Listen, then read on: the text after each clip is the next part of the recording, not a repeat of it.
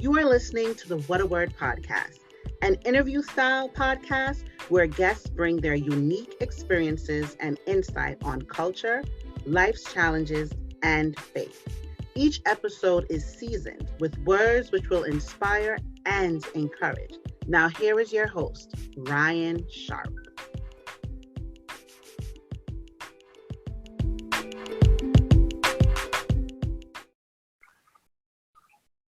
I'm so honored that you would join me for another conversation. As you know, weekly conversations with the goal of inspiring and encouraging. And our conversations are available on YouTube and on your favorite podcast app. I'm so inspired by those who, notwithstanding the busy seasons of life, the challenges of life, still take time out to listen to conversations with real people. And your feedback means the world to me. Today, I'm honored to have Annette Smith, and we celebrate with her a recent recipient, successful bar exam applicant, the Florida bar exam, one of the toughest bar exams anywhere in the world. And she's still, as she indicated to me, soaking in, what is now the culmination of years of hard work and her vision for her life. So she joins me today to share about her journey.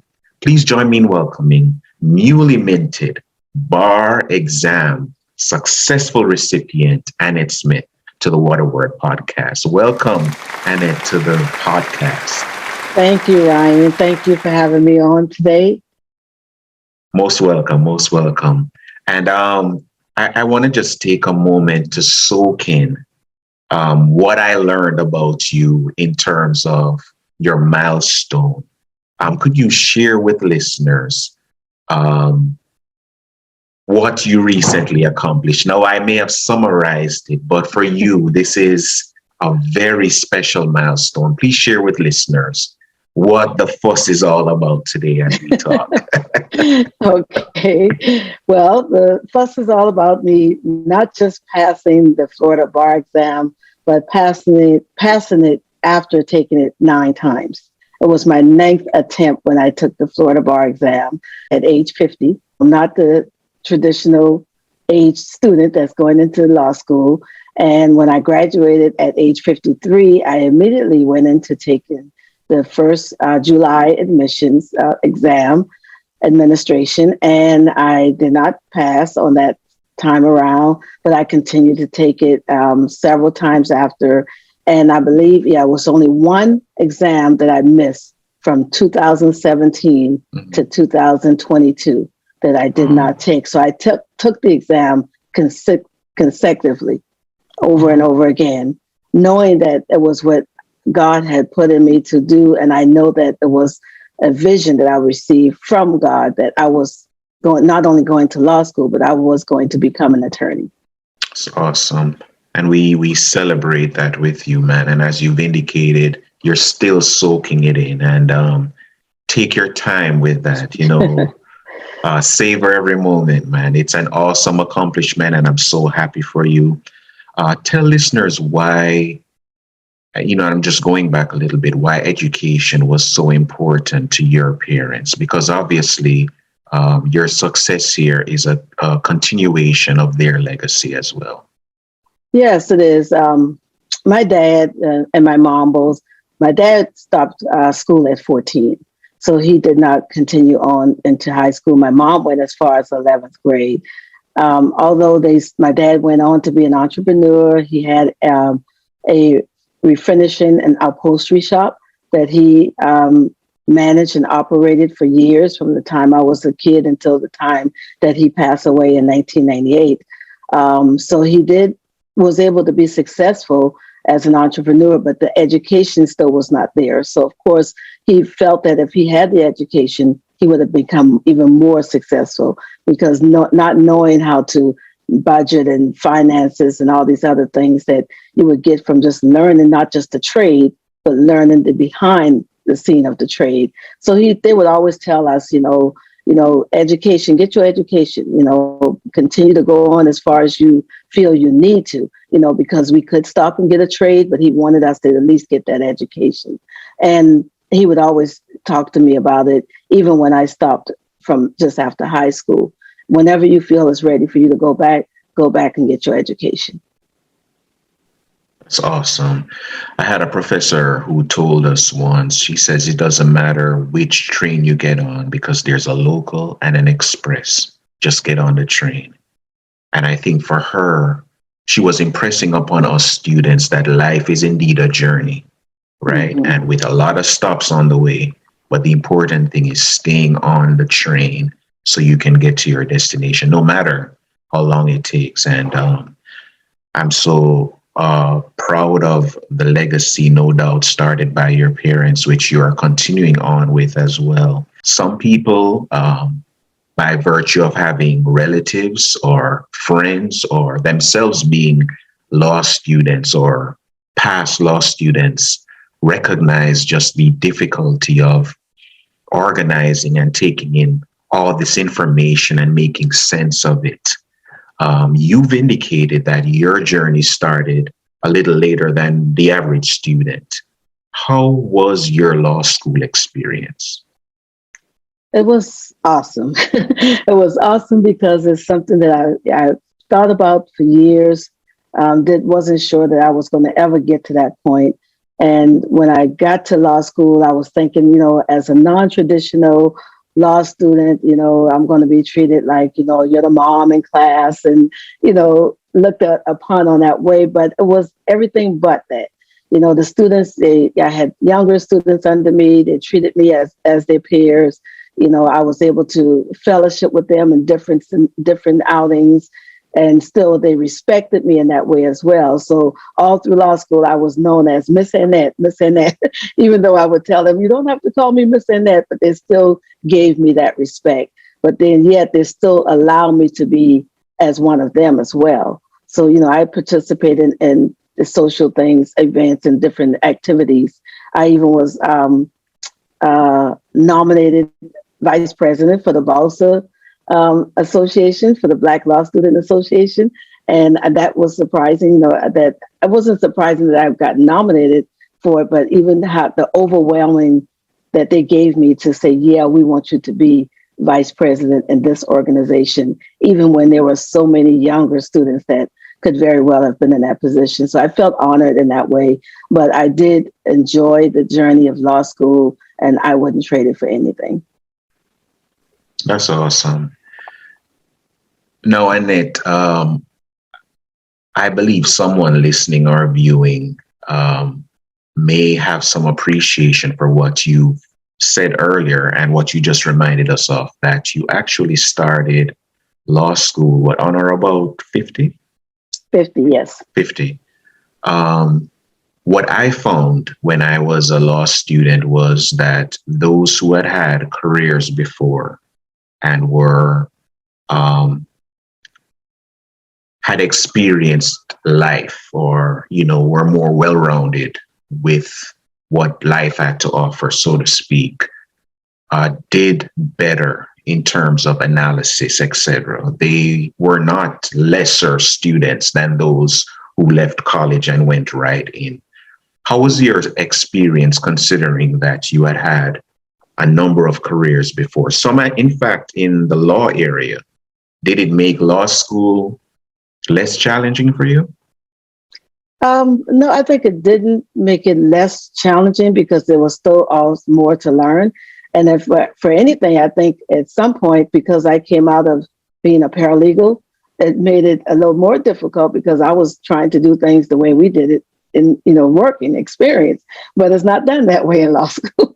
So it's kind of a transition. You had to transition your mind to say, okay, this is the correct way to do it. This is the way we do it in law school. This is the way you do it when you get into a firm. So that was kind of challenging to be able to turn that off and be like, well, if I was doing it this way, this in my job, this is the way I would analyze it. But then it's totally different in law school. So it was a challenge to be able to bring those two together, to bring that experience together with the law school. But I do believe that it did make me more well-rounded, to be able to accept certain things as we're going through law school, because it was hard, where for others, because we had to deal with the hardness as well. I really felt that it just did allow me to be more well-rounded and be able to accept things more, the hard part of law school, because I was dealing with that even in life itself. Now, by the time you had started law school, you were a wife, mother, and were you a grandmother as well? Yes, because I have 15 grands. Wow. Yes. How did you balance all the demands of family and life and coursework? Was it a process? It was a process. I had to, deal with the times where we normally would be doing family vacation or doing something with the grands, where this is not the time that I could do it. So I missed a lot of occasions, a lot of events, parties going on that I couldn't do it because, I was studying for midterms or studying for my finals. So it was a big difference, even with my husband in the household, because he's a truck driver. And I was also helping run the trucking company, which is our own trucking company. So I had to deal with that as well, keeping the trucking business going while I'm in law school. So it was very difficult to just maintain, but I was able to just do it with the help of my family. My husband is very supportive. So he knew when I couldn't do something now that we normally would do, a vacation, then we had to put it on the back end. So we dealt with it as a family. So you had a vision where you actually saw yourself walking across the stage with your law degree, a clear vision that law school was what you should be doing. Was the confirmation once you started law school always positive? Did you always get confirmation that this was the right direction? Or were there moments when you had to ask, man, did I do the right thing here?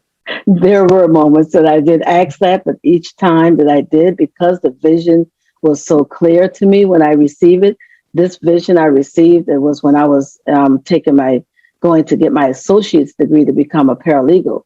And I received that vision of me walking across the stage accepting a law degree. At that time, I wasn't even thinking about going that far. So but it was so clear that once I got into law school, that vision would always come back to me. So even the times when I doubted myself, or when I doubted whether I'm doing the right thing or can I continue on in this path, I knew that vision had came from God. And along the way, I received other confirmations, that law school was where I was supposed to be going. And that's even receiving it from an attorney, before I even went to get my bachelor's degree to go to law school, I received confirmation from an attorney when I was doing a pro se case. I was actually litigating a pro se case for my husband and I trucking company. And when I was in court after finishing my cross-examination, the attorney for the opposing side came over to me and offered to settle the claim before the jury come back. And he told me afterwards, he said, "You did such a good job. Have you ever thought about going to law school?" And that was another confirmation for me that law school was in my path. And the very next day I got home from North Carolina, went to Charleston, and I enrolled in College of Charleston and started my bachelor's on the path for my bachelor's degree, because I believe that confirmation was so strong that it was time for me to get on that path and to go to law school. So I do believe in confirmations. It's a powerful, powerful story. So clearly you had some experience in the working world and some volunteer work I'm aware of as well. What was law school going to do in terms of your passion? My passion became stronger in knowing that it was the legal area that I needed to go into, because I have a husband my husband has bipolar disorder.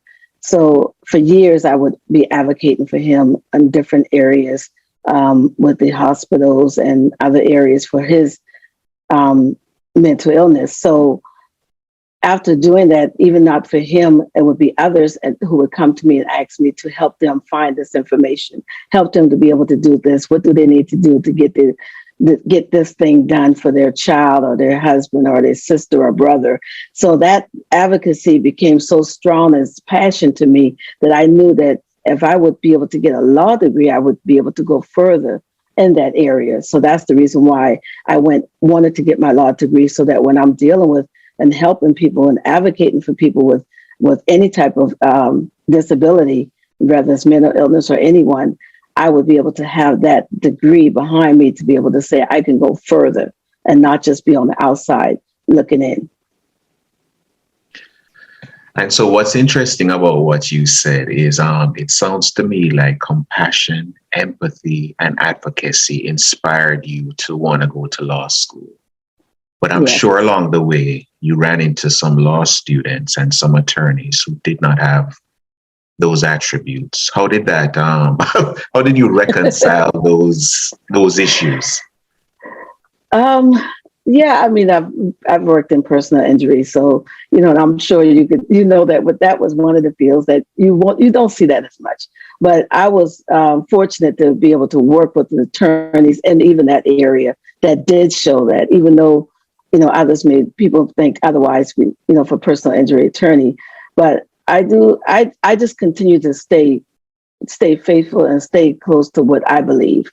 No matter what I see someone else doing, I would always let them know that's not something that I'm willing to do, and that's not an area I'm willing to go to walk in, because I know you can get lost in that area.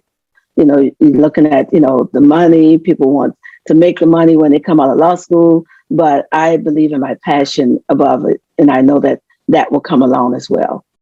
So I just stay true to my faith and just believe that those around me will see it and respect me for it. Powerful. I want to take you now, Annette, to the exam itself. And I'll ask you to explain to listeners and viewers why the exam itself is important, because for many people, okay, you've gone to law school, why don't you just practice now, open your own practice or join with a firm or join with an entity and start doing the work? Why is the bar exam for the uninitiated? Why is the bar exam necessary? Oh, because that's the only way I'm going to get admitted to Florida to be able to practice law in Florida, which I could have taken other exams and be admitted to other states, the UBE, if you know about the Uniform Bar Examination, and then try to be admitted to another state and just work as maybe general counsel. But I needed to be Florida barred because I live in Florida, and it was necessary for me to take that exam to be able to get admitted to Florida so that I can be able to help those here in Florida, in my community. And I wanted to be able to do that with a Florida bar license and not just coming from any other state. Awesome. So your journey now comes together, and your story highlights what we've learned recently. Successful at the Florida bar exam, recent post, and you've indicated as well that it was not an easy task for you. Could you walk listeners through your journey as a graduate law student trying to get over this hurdle so you could become a licensed practitioner? Yeah, it was a journey, administration after administration, taking it in July. I still have to deal with the obstacles and going through in my life. My husband supported me the whole way. He was the breadwinner of the family, allowed me to be able to just work from home while I'm taking this exam. But so that took time away from my family. It took time away from, like I told you before, events that I missed that I wasn't able to do. And then to be studying nights after night, and then come to the bar exam and then hear the results come out and to hear that you didn't pass. it took a toll on the family. It took a toll on myself and my family, but yet to be able to have that support behind me and to continue to go through that. And each time it was like very hard to get back up to just say, okay, I'm going to do this again. But, like I told you, my faith is so strong. And I believe that it was something that I was supposed to do. And my purpose was to be able to get this bar license. So I kept on going. But of course, without obstacles, there was no time without obstacles. Whether it was finances, whether it was my husband, helping him through his issues, situations with my daughter got sick this last bar exam cycle. My daughter got sick, she's my oldest, and she's the one I had as a teen mom. And she's never been sick for 40 something years, never been sick. She got sick right at the start of bar cycle in November of 2021. And she lives in Atlanta. I live in Jacksonville, Florida. My husband and I went there to be with her and ended up being there for 4 months because she was so sick, the doctors didn't even know what was wrong with her. Till this day, there's no diagnosis what went on with her, but she's doing much better now. So I know the enemy was fighting me all along for this last bar cycle because that's not what the enemy wanted to happen, because this was the hardest. This was definitely the hardest. Night after night, having to care for my daughter and being away from home for 4 months. My husband and I, trucking company was not running for 4 months. Thank grace to God that we were able to still sustain, financially while we go through that. But I was not going to leave her side. I was not going to be able to come home, study for this exam, and still know my daughter was sick. So, grace be to God that he held me up that time because the enemy fought us the whole way. But this time I knew this was going to be the time because of all the adversary coming against me. I knew this was going to be the time. And through it all, when I got to the end, right before getting ready to go to take the bar exam, we found out what was going on with my daughter. And she started getting better, And so I was like, God, I know this was you. I know you allowed me to go through this to see how strong I could be to overcome it. And that's why I said to anyone, I don't care what you're going through, you can overcome it. If you know that that's your purpose, keep on pushing, because the harder you push, the harder the enemy going to push. But the closer you get to that your destiny, it's going to be a very hard struggle. So just keep on pushing, just keep on going, and know that your struggles is going to come out victorious if you keep on. There's nothing you can do if you stop. It's over if you stop. So you have to keep on. And I knew that this was going to be the time because the enemy was coming at me too hard. And I knew this was my time. This was my season because he was trying to stop me at this very last point. And he used my daughter for that because, like I said, she's never sick. She's never sick. She's never asking for any help for anything. So he know that if he go after her, then maybe I can get her to stop. But I just thank God, Ryan, that I was able to have the support and the family and the love, and my bar coach. Oh my God, my bar coach, she was amazing. She was there praying with me every step of the way. So there's something an excellent testimony, by the way, what individuals are seeing now. This is not overnight for you. You mentioned being a teen mom and no doubt having other challenges in terms of your family dynamics, to the point now where you are now giving to the world via this podcast or via your post the struggles along with the triumphs. And you've just said that when it seemed things were getting most difficult, you knew that there was going to be a spiritual opening or an answer because of how intense things were. How did you manage to maintain your faith and resolve with all you had been through up to this point? I would have to say it's prayer. It's prayer. The prayers with my family just continued to pray with us. I had, people around me. My circle was just so strong with prayerful people. And I have to give it all to God to say that it was the prayers of the righteous. because I know without that, I without that faith and without the prayers, I would not have made it. And that's the way I personally feel. Annette, I'm going to ask you to say something to someone who is probably dealing with their journey a little more privately.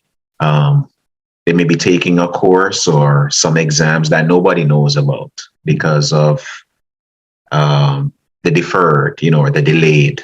The dreams are delayed, and it's they probably even put the books away because, after all, maybe someone even spoke into their life and told them that you see all these delays or the challenges. God is trying to tell you something, because people who hear from God have a way of speaking into people's lives when God hasn't told them anything. What would you say? What would you say?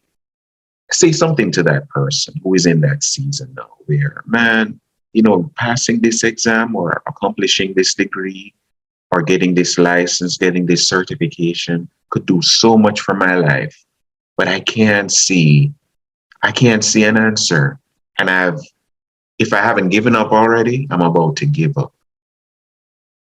I would say just don't give up. If this is something that you really believe that God has you on the path for, you have to keep pushing on, because that's when you give up, there's nothing else to do. There's nothing else for you to do, because it's easy to give up. It's easy to just say, I'm going to stop. Easy is always, anything is easy to do when you don't want to do it. So I would say, do not give up. You have to know that if this is what God has for you, the word of God tells us that in Jeremiah 29:11, that God, he has a plan, and he knows the plan that he has for our life. And it's for us to have an expected, and the expected and is victory.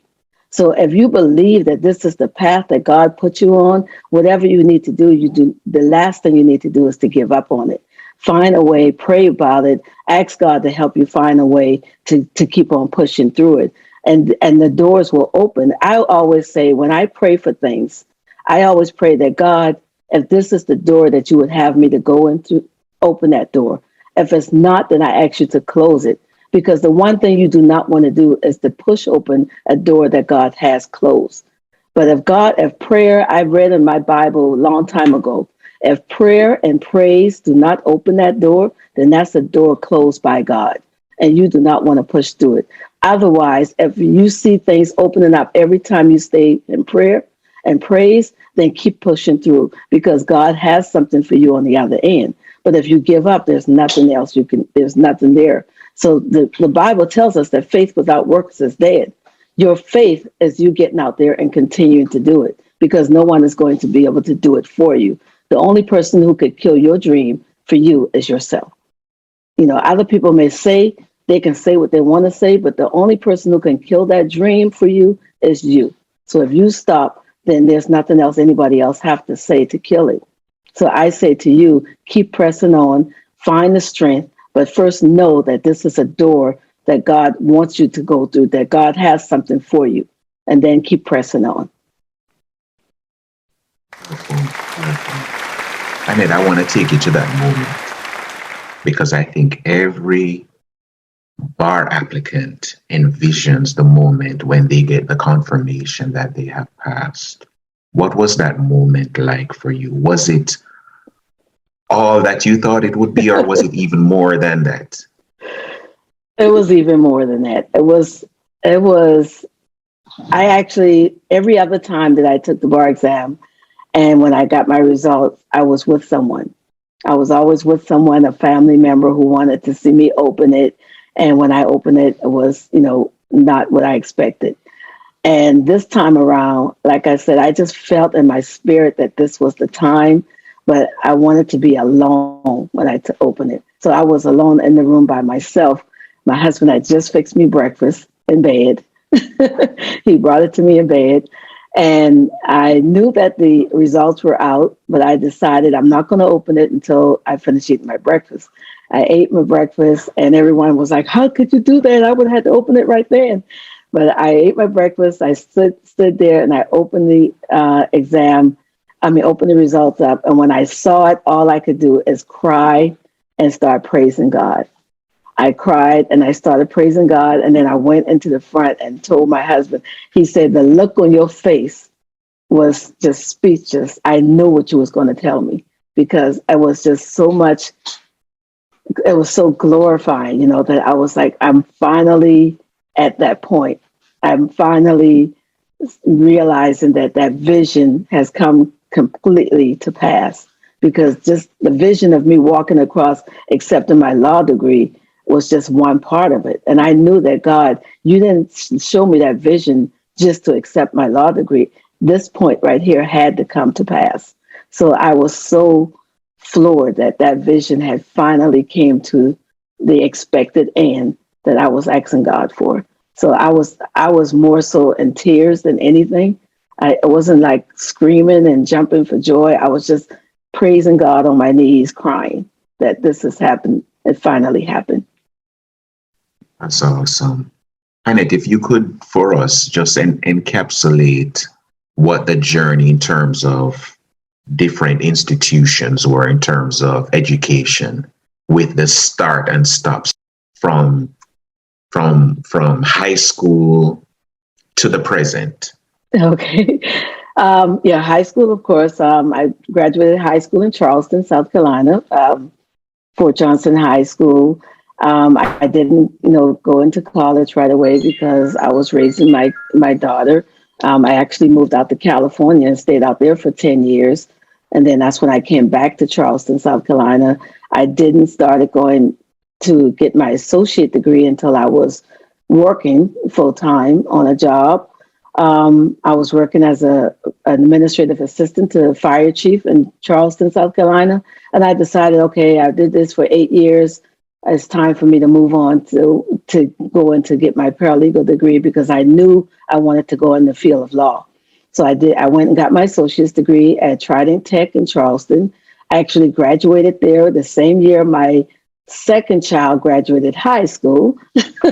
I was going to school at night, working full time and going to school at night and getting out of school 10, 11 o'clock at night, coming home, doing the same thing over and over again. And then after I decided say I'm going to go on this path to go to law school, that's when I went into the College of Charleston, surprised that I got accepted there as well, being a non-traditional student. And God opened that door for me to get accepted to College of Charleston. So I went there. And of course, I had to start working again. So I had to back off going into school and start going to online school.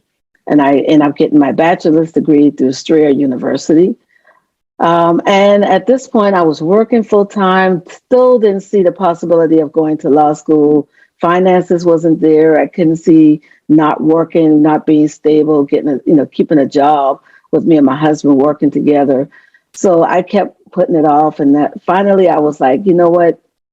Maybe law school is not for me. Let me go ahead and get my master's. So I got my bachelor's, went ahead and got my master's degree. And then that's when God moved me to Atlanta.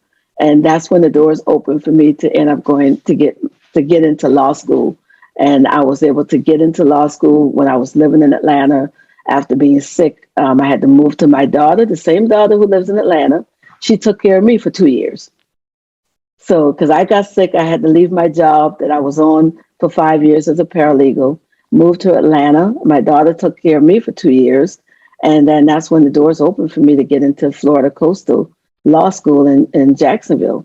And I came to Florida, and that's where it all started for me for law school. So listeners and viewers, you've just heard, sometimes the journey isn't a straight one, filled with detours, stops along the way, unexpected twists and turns. But Annette was committed and was convicted that there was more, and kept pushing, and her faith is now being rewarded publicly. And we thank you so much for your willingness to share that it was not an easy journey. You had to do this exam a number of times, but now you have such a powerful testimony. And I'm sure those who are listening and viewing who are similarly situated can take encouragement that if it was done for Annette, it can also be done for them. Any closing words Yes. for listeners and viewers? No, Ryan, I could not leave this podcast without also, I know I always give things to God first, but I do want to thank my bar coach I went to, after I was with the bar coach from the third attempt to the seventh attempt. And then God led me to Agape Christian Bar Prep. And that's under the leadership of Tisha Durham. And I would have to just give thanks to her because that bar program is what really got me over. Because not only was it a bar program that gave me what I needed academically to pass this exam, the spiritual part of it is what really did, because it was a mindset thing for me. And I realized when I got to her program that's what was holding me back a lot too, the mindset. And being in a spiritual program that helped you to pray through it, figure out what's going on with you, with mind in your mind, to have that growth mindset, to be able to develop a growth mindset is what I have to give her that recognition, because that program really helped me to go through this. Not only was she a bar coach for me, she prayed me through it as well. Prayed each and every student through it. She was there for me when I was with my daughter in Atlanta, praying about it and making sure that my spiritual growth was still there. So I give that program honors, because the program I was before, I was told that I would never be able to make up the points that I needed to pass Florida. I was told that because my points was not high enough, that I may need to try UBE, because to pass Florida, I need to be able to get my scores up more. And with my scores, I would never be able to do it. When I got to Tisha at Agape, she told me, even after I failed the first time with her, she said, try it one more time. And by her telling me to try it one more time, it encouraged me that I could do it. And she had the faith in me that I could do it. And I just have to just give thanks to her program, because that really is what helped me to get over this time. That's awesome. And with your permission, I'll put ways for people to get in touch with the Agape Bar Study course. You just give me the full name. I'll put it in the notes. And it's Agape Christian Bar Prep. Agape Christian Bar Prep, for sure. Thank you so much for your transparency, your testimony, your journey, which you're now sharing with others everywhere. No doubt someone listening has been encouraged and inspired, as you've said, to give it one more chance, to not give up, to keep pushing. And with prayer and praise, a door will open, and Yes. you'll be celebrating. Thank you so much. Yes. Annette Thank Smith, you, Ryan. us on the What a Word. If I could just say one last thing too, no matter those who are taking it, if you're not a Christian, if you are, but for me, you have to put God first, because at the end of the day, this is still just a test. It's still just a test that we are taking. It could be a test for a board exam. It could be any type of test that, it don't have to be taking a test to becoming a lawyer, but anything you go through life, it's all just a test. So at the end of the day, you have to put God first. Thank you.